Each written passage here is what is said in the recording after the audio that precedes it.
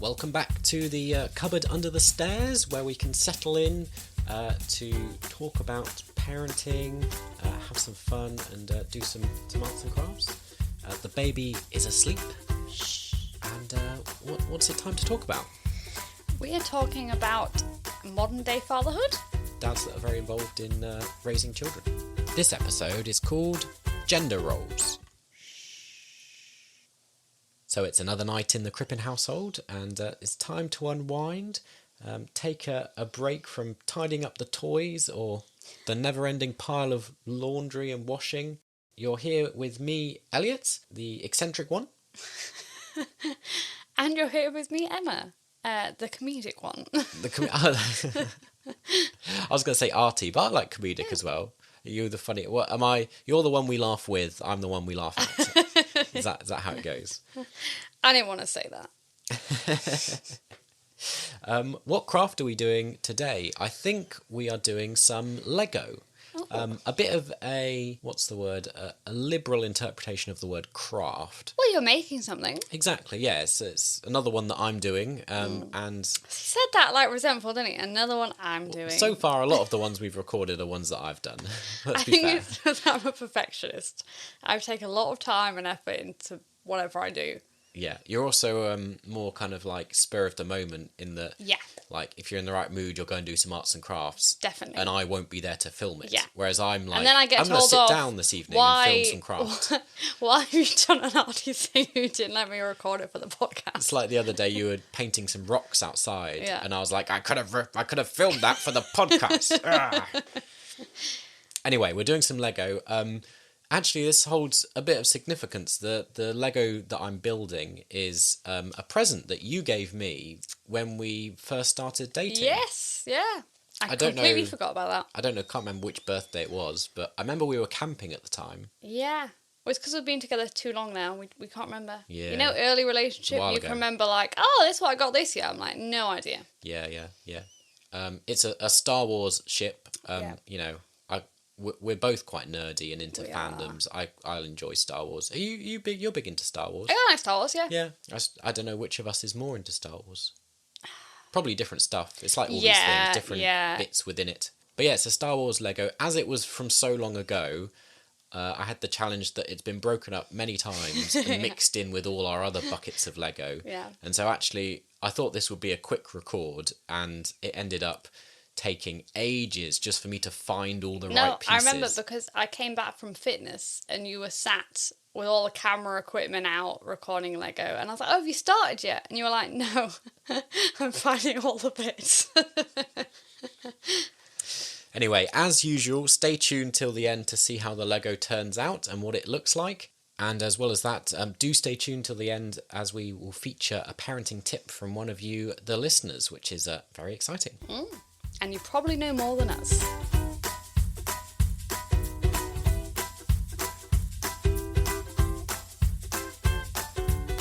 So we come to that moment again where we share a parenting achievement, ding, that we've reached. You know, a parenting fail, something that's happened that we've kind of, you know, a lot of parents experience, and we're going to share, you know, to show we're not perfect parents. Yeah. We don't know what we're doing. I think there's a lot we could choose from recently. Definitely. So the one that springs to my mind was not really recently, but a few months ago maybe. I was conned by our almost toddler. Conned!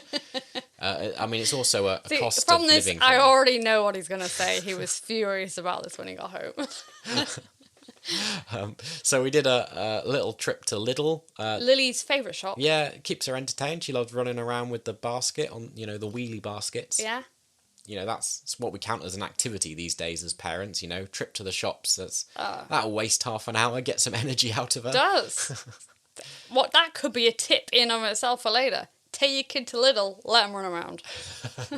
Of course, the danger, as you can probably tell, is going to be the outcome of this story, is that they want to buy stuff. And which normally with Lidl, fine. Yeah, prices are pretty cheap normally. So we came home with a magazine. So we bought the stuff we were looking for. We got to the till, and you know they have the bank of magazines, and they had right a nice, near the till. They know what they're doing. Yeah, Lily saw one, and she's you know, at this point she's almost 2 when this happened, and so she's kind of a toddler age where she knows her own mind, but also you can't reason with her. So, you know, she saw the Thomas the Tank Engine magazine and wanted it, and well, I could have said no and had a tantrum, but I thought, you know, it's a magazine, I'll buy it. It looked fun. It had a little train that came with it. I had not anticipated how much magazines cost these days. £7. £7 for a magazine. I was like, what? I thought it'd be like £2 or £3. Yeah. Crazy. So when he got home, and he was like, the train has a little, what was it? Like a little, I want to say house station? Yeah. Made Well, out it of was cardboard. a bit weird one. I think it was like a farm. It was like the story was about the train going to a farm. So it had like a little barn. But it was really funny because Elliot, like, was so trying to get his worth out of this magazine. He made the little barn that, you know, was naff because it's made of cheap cardboard. Yeah, I was like, come on, Lily, come play with it. We've spent a lot of money on this barn. Did Lily play with it? Not great. No. Not a great investment. No. I mean, she does like the animals. Does she have a better standard of animals that probably didn't cost £7? I think so. And hasn't really read the magazine. She'd colour it in when I forced her to, but that was because I was aware how much money the magazine had been bought for.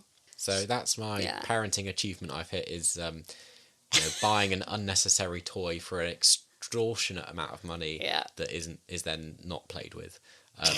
I feel like you must have similar experiences. To let us know. We'd love to hear them. I would love to feel reassured that other people have had similar experiences. So this hasn't happened to me yet, but I think you were lucky that you learned from the magazine mistake, because I think easily it could have happened to me if she'd been there and checked up a magazine. It's one of those things, though. You do learn with things, so now I kind of try and hide the magazine thing as we go past. But there's always going to be new stuff. So, like, things you don't expect, especially, I think, as children grow, they become interested in things. So things that before were safe suddenly become, oh, this is exciting. Well, it's like we were going around a toy shop because we were getting some Bluey items because we can't get them just anywhere. What is it? Is that really big shop? What is it called? Smith's. And we saw there was a baby section. Now, Lily loves babies, absolutely adores them, but she has a lot of them. So we had to make the conscious effort of avoiding the baby section every time I went past it. Whereas when she was younger, I wouldn't have even considered that to be a problem. I'm pretty sure we failed there as well. I'm pretty sure we ended up going around a corner and going, oh, no, we're in the baby aisle again. Yes, but we managed to convince her to swap the baby for a Bluey toy. So in the end, it all worked out. Yeah. But yes, at one point we did fail in that. Like, she had picked up a £20 baby. And was carrying around.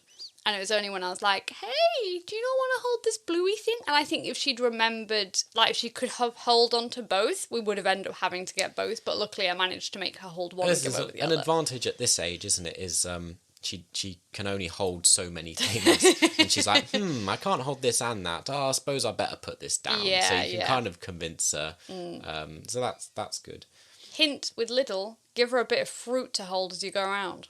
Oh, yeah. Like, a melon or something. Loves holding one of them. Again, we're in quite a good age where she doesn't realise the value of items. Yeah. So you can give her, like, the weirdest, cheapest thing imaginable. And she's like, oh, how exciting is this? Yeah, that looks great. You know, a wrapper from the floor. Wow, I'm going to cling on to this like it's my favourite toy. Yeah, exactly.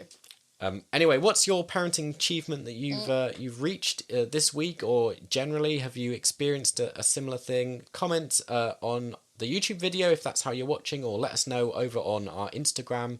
You can get more involved with the podcast over on both of those at don'twakethebaby_podcast.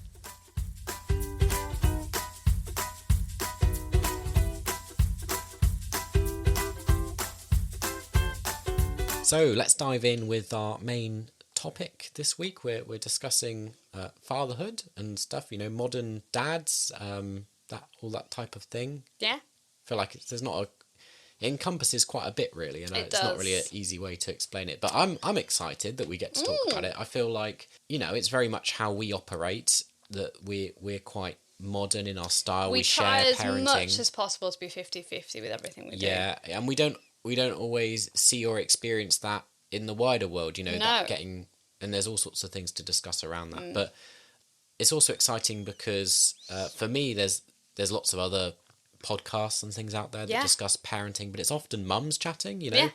Things like toddler groups and stuff are always for mums. There's a lot of Yeah. stuff for mums. There is. You know, and I'm quite excited that for us, we're, you know, a couple that can talk about it together and share, and that, you know, I've got a seat at the table, as it were. Yeah. It's to kick us off, almost start chronologically. Yeah. I think we were surprised early on, going through pregnancy, even before Lily was born, Yeah. how much dads had kind of just sidelined. Yeah. We weren't I mean, I know for my sister, they were at a different hospital and they had a very different experience. At our hospital in our area, Elliot was basically ignored for most of pregnancy. And fair enough, near the start, we were in COVID, so he couldn't go to a lot of appointments. But there's a whole leaflet you get given about becoming a parent. And there is one page for dads. And it's not like, you know... Because I get they're not going to go through the same stuff. They're not going to change their body. You're not going to be able to do breastfeeding. It's not to take away from the fact that there are experiences that women exclusively... It was more annoying because I think the page basically said just support the mother. Yeah, exactly. And I was like, that isn't... you should be doing that anyway. But it doesn't tell you how to support. It doesn't say what you're going to go through. But it would have been very easy for them, for example, on each page where they're talking about different topics. How can you help with breastfeeding? Exactly. There's a page on that. And it's as if, the dad doesn't need to know about any of that. And I'm like, why not? Doesn't involve Of course they need to know about how breastfeeding works and, you know, everything else, how to do stuff. It's not that, dad's page at the back, like, you just support the mum. Be supportive. Do the bare minimum. And it's not to say that, we call it modern parenting, but it's not to say that there's a right and wrong way to do things. No. You know, there's plenty of people out there that still follow the typical gender roles, and that's absolutely fine. I think particularly if you're the person who goes out and you're working long hours, you can see why the other person's going to take the initiative and have to be the main carer. That's fine. Definitely. And I think we are forced into it to a certain extent, and I think more and more millennials are in this situation where we both work from home, we both have full-time jobs. You earn more than me. Yeah. We don't have that what was a very traditional family dynamic of the man being the main breadwinner and going out to work. And so just kind of naturally, really, I'm more involved. But yeah, even through the pregnancy, going to appointments, I was surprised. Basically, I was just given a seat in the corner of the rooms when you had scans. And they didn't even say hello. They didn't speak to me. They didn't say what is your name entirely. Yeah. They would just talk to me. Yeah. And I know it's my body and that's what it's going through, but I felt like being like, he's part of this journey too. It'd be nice if you talk to him and act like he's part of this. Yeah. Because when we went to a private scan, very different. Very friendly. This may be a thing about maybe the NHS. I'm not going to get into that topic. But the private scan, they were a lot better. They actually talked to you like you were human and that you were involved. And I think people do make a lot of assumptions, don't they? There's still a lot of surprise around that dads can be so involved. And I don't think it's that unusual. I mean, again, it would be great to hear from people, listeners out there, what it's like for you if you have if you yourself as a male listener are involved in parenting, or if you're a stay-at-home dad, that'd be really interesting. All that sort of stuff. Like, how is it, I wonder how common it is. Definitely must be more common than it used to be. Well, it was really refreshing. Soon we're going to a conference that I'm attending, and Elliot's going to be going and looking after Lily. And it was nice that somebody connected us with another couple who the woman is going to conference and her partner's coming with her children to look after children. I was like, that's quite nice that there's another dad doing that role at the same time. I suppose it could be a generational thing as well. Yeah, I expect it is in that when our parents had us, my mum did work but part-time and my dad was the full-time worker. I mean, it is different because my dad was on a farm, so you couldn't not be a full-time worker. Like, you know what I mean? It takes up a lot of your time. Yeah, exactly. It's not a criticism of, it's just... And he was really good in that he would come back from, like, a really late night on the farm and he would still play with us on an evening. He did as much as he could. Yeah. It's just it's a different style, isn't it? A different experience, a different way of being. But then it frustrates me that we often encounter, you know, maybe it's people at church or other people in the community, slightly maybe of an older generation, that then are amazed if I have Lily by myself, or like they make little jokes about like, can I survive if you're away? Like, oh, who will do the cooking? Or they assume I don't work. Yeah. Just an assumption that. Yeah. And they're like, oh, you do something, and I'm like, yeah. What economy do you think we're living in? Like, of course I'm working. We couldn't afford for one of us not to work. Yeah. No, it is true. You get a lot of things like, how will you survive? Yeah. I'm like, I am capable. Like, I'm not just an incompetent man. You can't do anything. Not to say it isn't without its challenges. I mean, clearly Lily, from birth and even now, we've gone through phases, but the majority of the time she has been more attached to you. Yeah. I'm slowly becoming more of a favourite. But but this is when he gets sad about it. I'm like, you're still her second favourite person in the whole world. Like, in the grand scheme of things, you are a huge favourite. It's just, if she has a preference, it is always for me. And I think people might be surprised at how much we share parenting between us. But actually, we intended to share more of it. We did. It's just that Lily's preference for you does inhibit my ability to do and stuff. Sometimes it's easier to just let her have me. So like sometimes, this is a current thing, if she wants to poo on the toilet, she wants me to go with her. She doesn't want Baba. I'm not sure why we have to be poo buddies, as I call it, but that's just something she's like, I want Mama to be there for that special moment. I want Mama. And I'm like, you know what, if that's what keeps her happy right now, I'm happy to do that. Yeah. Like you say, it's easy to forget that I'm like her second favourite in the world, because like we're around together most of the time, and so the majority of the time you are above me in the pecking order. Exactly. Like she will always want you to do stuff, but any other time, if you're not there, you know, she'll do everything with me fine, and that's great. I suppose we should maybe talk a bit about what we actually mean by it and what we do. So like even from birth, like we'd share feeding, because we did mixed feeding. It meant I could do bottles. And we share like nappies. And I know there's a huge debate about breastfeeding. I did really try to breastfeed. I wasn't very successful, so I ended up pumping milk and feeding. But it was really hard with, I'm not going to say, I will. Okay, with the NHS, it's very difficult because they're very just pro breastfeeding and nothing else. And I get... But it's pro breastfeeding with no support. So it's like, do it or that's it. Like, we're not going to help you do anything else. And I was like, I would like some sleep, and I would like my partner to be equally involved with the feeding. Even if that is breast milk in a bottle, I want them to be involved in that. And they didn't seem to understand that. And I know it's probably an overly feminist viewpoint, but I was like, I don't think it's just on me.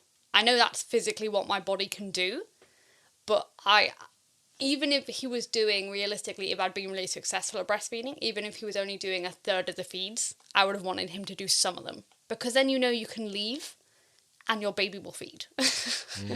You're not stuck constantly.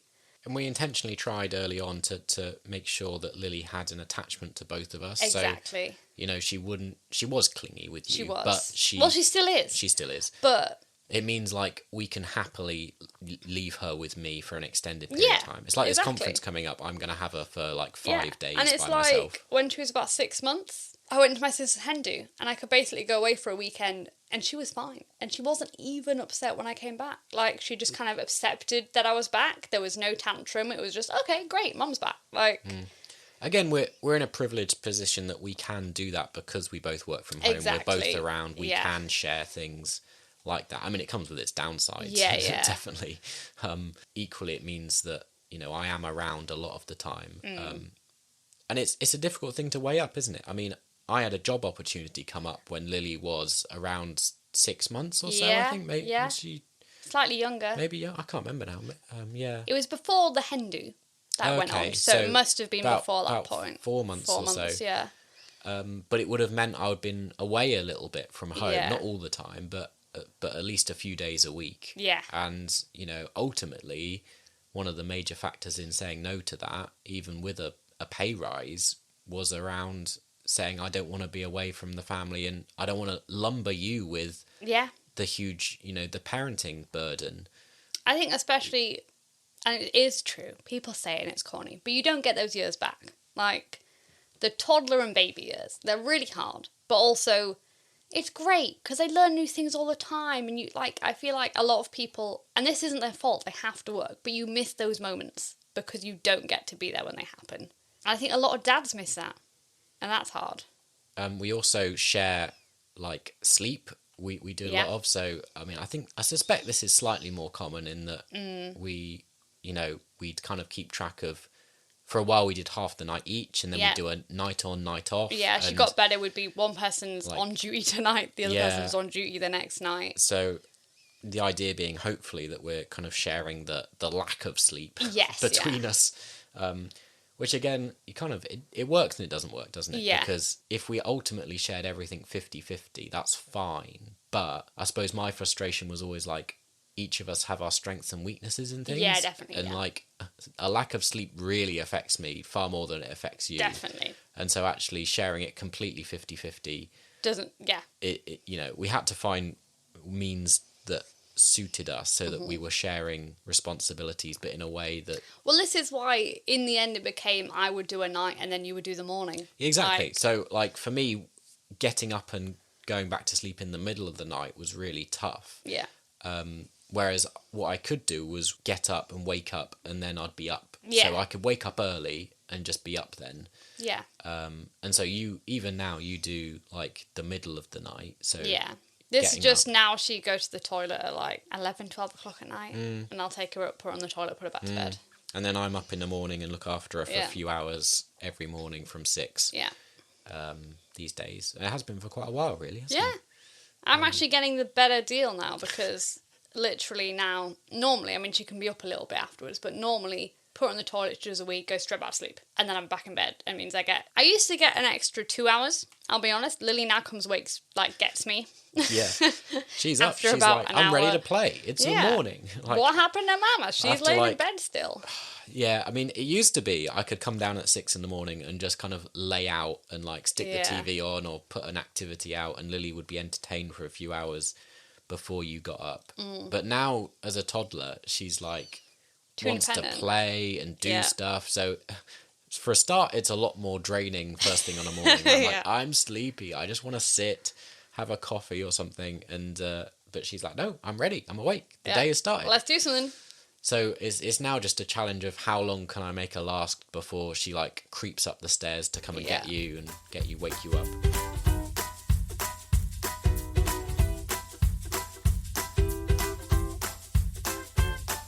But it's great that we have Bluey, the TV show, that represents a very different style of parenting from a dad that's not often portrayed in the media. It's great to see that represented as a very involved father figure. Yeah, definitely. Like, a lot of the dads in TV seem to just be the strict ones.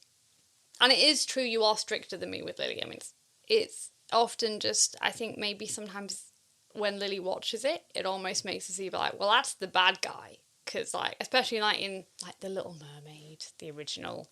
Maybe it's about Disney originals. But they're very much like, he'll tell them off, and he's angry all the time, and, like... It's true. It's not until you mentioned it, I hadn't noticed. And now I'm looking out for it. It's surprising how often a main character, particularly if we're watching a show or a movie that has a female girl main character. Well, even in Moana, one of Lily's favourites. Like, they have a difficult relationship with their father, or the father's mean or doesn't understand, not supportive, or is actively portrayed as the villain. And I'm like, can we not have a show where there's, like, a caring father, or like the father's just absent, they're not there, and I really not noticed it until you pointed it out, and I was like, what influence is this giving to Lily? What is she picking up here? So it's great to have things like Bluey that show a really positive father quite a healthy model. dynamic. Yeah, really healthy. And he doesn't get everything right all the time. No. It's good. I have a trail of thought if you'd like her to get in on it. Go for it. It's basically about, even though we really try and be 50-50, society doesn't always let you. So it's like with nursery. Our nursery is great, but they will not tell Elliot anything. As in, they will be like, no, wait for the mum to get there because they know everything. And I do accept that a lot of dads don't. So like my sister Becky, she says to her nanny, do never tell her husband anything because he will not pass on the message. And it is true, like, it is probably better because, again, not to, I'd like to say, sure, tell me everything, it'll be fine. But, I am dyslexic. Yeah. I don't remember I'm a very visual person. I don't remember audio, stuff very well. So telling me information on a doorstep, it is quite unlikely to make it back to you successfully. Also, I'm kind of the admin of our lives. Yeah. So I'm just better at doing that. But I would say most women, you're made to be better at doing that because we don't really get given a choice. I feel like this feeds into like a wider conversation that we may or may not want to have because of it being a little bit contentious, but kind of just general gender like stereotypes and feminism and linking in with what's expected of men and women and stuff. Well, I think at some point I would like to get another mum on and just talk about all those issues. Because I even have an issue that, like, growing up, being feminine wasn't seen as cool and wasn't seen as something that you'd want to be. And I've always been a bit of a tomboy, but it's only as I've got older I really want to emphasise to Lily that she can be feminine. Like, it's not cool to like pink, and it's fine to like all those things because she really does like pink and she's really into dresses, and I don't want to go, oh, that's not cool, because I think often in our society masculine things is portrayed as cool and girls are weak, and I want to be like, it's fine to like all those things. Like, you can like a pink dress and you can love dinosaurs. There's not a choice you have to make there about liking one or the other, and it doesn't make you less strong than a boy. Like, I think in that way we're quite modern, as it were. For as long as I can remember, we've always joked that, in our relationship, Emma is the man and I'm the woman, just in terms of bucking the kind of society stereotypes. Not in all regards. But it used to be like when we went out to the cinema together, this before we had Lily, Elliot would always order a diet drink and I would always order the full sugar drink. And they would always give me the diet drink after we'd ordered them. Yep.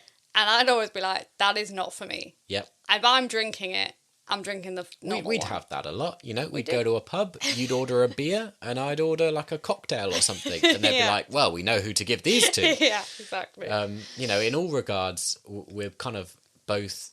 It just don't follow the stereotypes. And so it wasn't surprising for us that I'm very involved in stuff. Like, I really love babies and like... there's that other difference. Elliot's definitely more of a baby person. I love our baby. I wouldn't say I'm a baby person with all babies. So, like, obviously I love my family's babies, but I much prefer a toddler. As in, for me, you can interact more. I know they have tantrums, but I really value the aspect that you can play and you can talk, and it's just so much more exciting for me. Yeah, when they learn those skills. You're like that typical dad that wants to take their kid out and go play on the field, have a physical, fun activity. Yeah. Lots of energy. Let's go trampolining. I want to do something I'm like the mum that just wants to sit home and chat and relax and, exactly. do a little, drawing or something low energy. Yes, I think this is, we have very different energy levels. Mine is like up here. I'm just like a grumpy old man. But I think stereotypically we do fulfill the other roles a lot of the time. But I think that's also a thing with modern parenting. Like, you can be a more effeminate dad, and it's okay. Like, that's okay to have that role.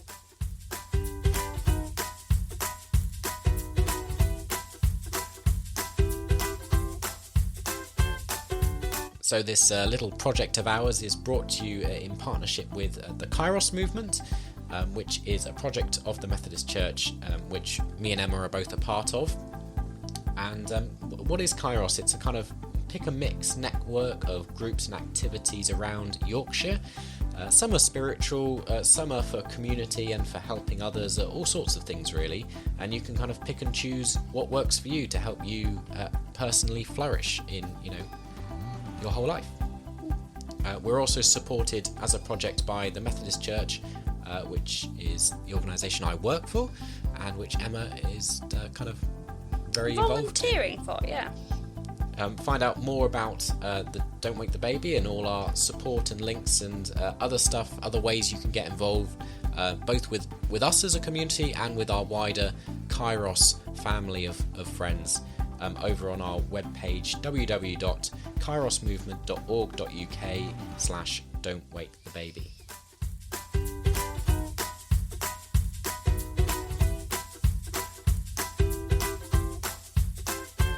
We've touched on it briefly already, but it was interesting to explore just how it's kind of changed since we were young. I mean, you've already mentioned you had a little bit more of a typical dynamic in your household, with your dad being the one that goes out to work and your mum being the main child carer and whatnot. My family was a little bit more modern, I suppose, just in the sense that my dad was a Baptist minister, and my mum worked. Once I was a bit older, I suppose, she worked full time and was our main breadwinner, And so my dad did do a lot of the household stuff and took me to things and took me along to his work and toddler groups and did the cooking and the cleaning and the ironing around the house. So in that sense, I grew up a little bit with a kind of a more involved dad. Yeah. A lot of my friends get annoyed that they feel like they do a lot in the house and they seem to be doing everything. So it's like they do cooking, cleaning and childcare and they're working, because for some reason, even though women now have, the right to work, we somehow still have to do everything else.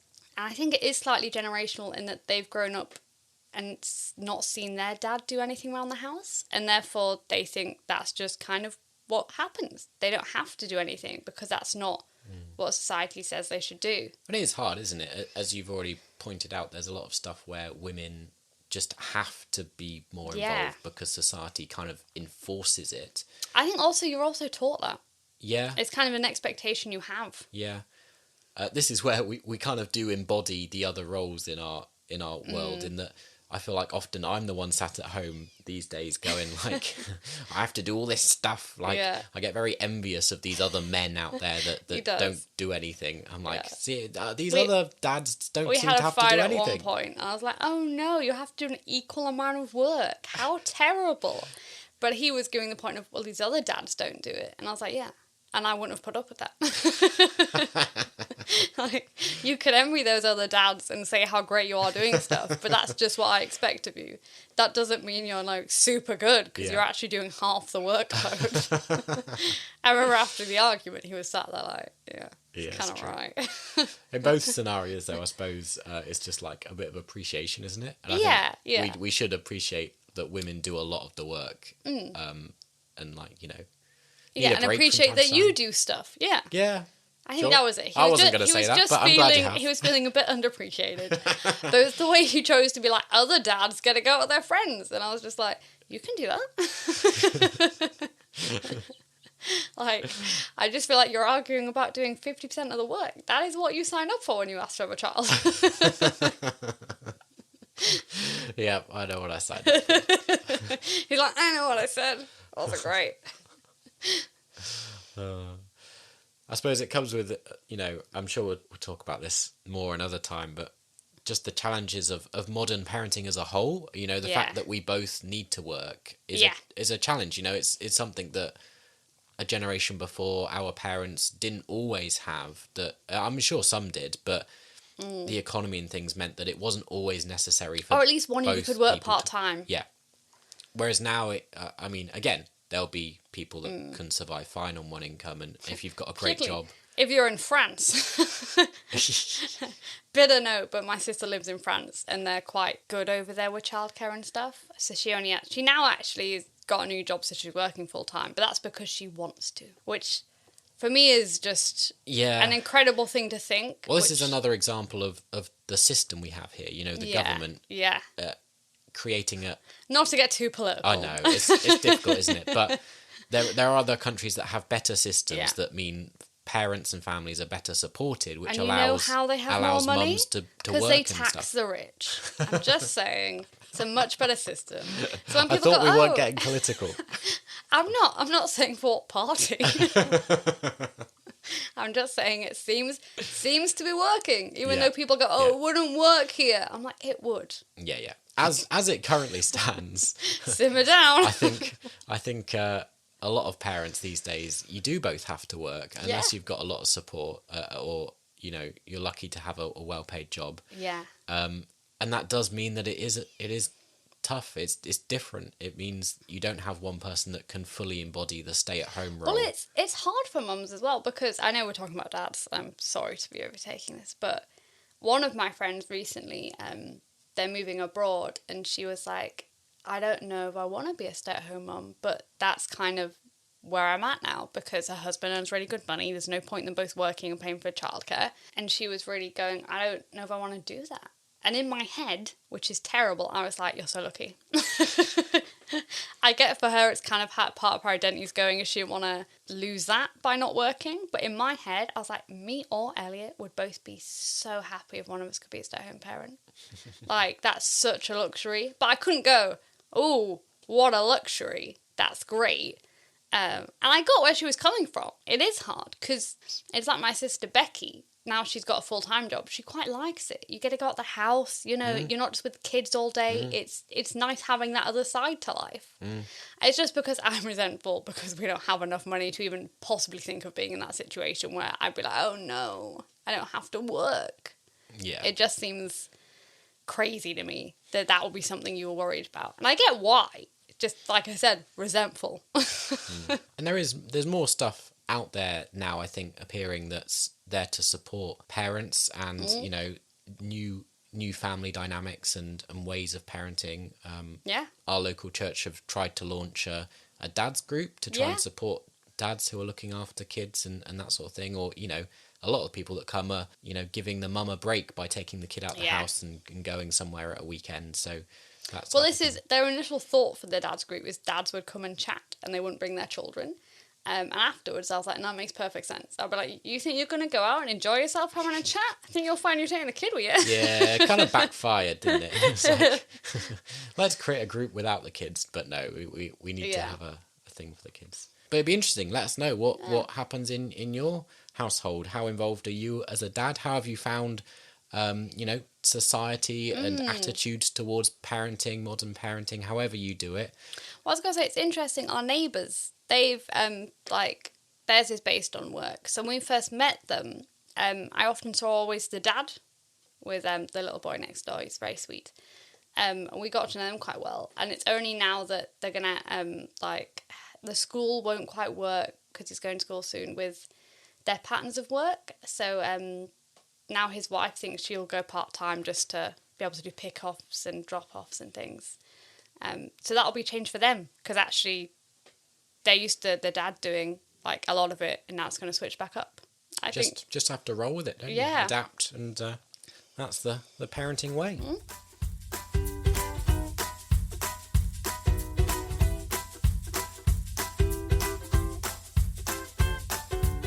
It's been good to talk with you today, and the conversation doesn't end here. Do get involved with us on YouTube, on Instagram, or if you'd like to connect up and share stories with other parents around Yorkshire, or chat with us directly, you can get involved with our listeners community, which is a Facebook group chat where you can chat directly to us and link with other parents. You can access that through the link on our webpage, or you can just find the Facebook group, which allows you to access the chat for Don't Wake the Baby listeners. How's the craft gone? Craft, I mean, it's not a great way to talk about Lego. How's the Lego gone? How's the Lego gone? I don't know. It's gone okay. I think there were a few bits that I never actually found or put in the wrong place. I don't think we have the original instructions, so I was following the instructions on my phone, so it was a little bit bodged. Yeah, it's like a lot of my crafts. It's just bodged, But they all turn out looking okay. Yeah, as always, we're not the experts. We don't know what we're talking about. I'm sure you know more about crafting and parenting. If you're a fan of Lego, send us in your pictures of Lego creations you've made, things you're proud of. I feel like it's a particularly good one for dads. A lot of dads. Yeah. Again, I'm being very stereotypical, but it is true. Yeah. This is a lot of things are stereotypes, but they are based on some truths. Yeah. It's true. If you disagree with us on anything, which is absolutely fine, if you feel angry that we've talked about things that aren't true or whatever it might be, tell us. Hit the dislike button. It has brought to my attention we haven't talked about any queer parents, where there's 2 dads or 2 mums. Yeah, that's very true. But we haven't experienced that life. So if you are one, I would love to hear that experience, because I'm sure a lot of them people will try and put you into probably gendered roles. Yeah. And be like, oh, you're the mum and you're the dad. Yeah. That would be fascinating to hear. I just have no experience of that. Yeah. All my friends who are gay haven't chosen to have children at this point. So yeah. or maybe it's too hard. I don't know the system, haven't pried. Again, with the podcast, we're always going to speak from our personal experience. And so... It's just a side I thought of that I was like, probably very interesting. Probably there's a lot to say. This is the point, though. We're sharing our experience, and we'd love to hear your experience too. It's the point. We can share our own stories. Somebody could tell us about that. I'd be very interested. Yeah, definitely.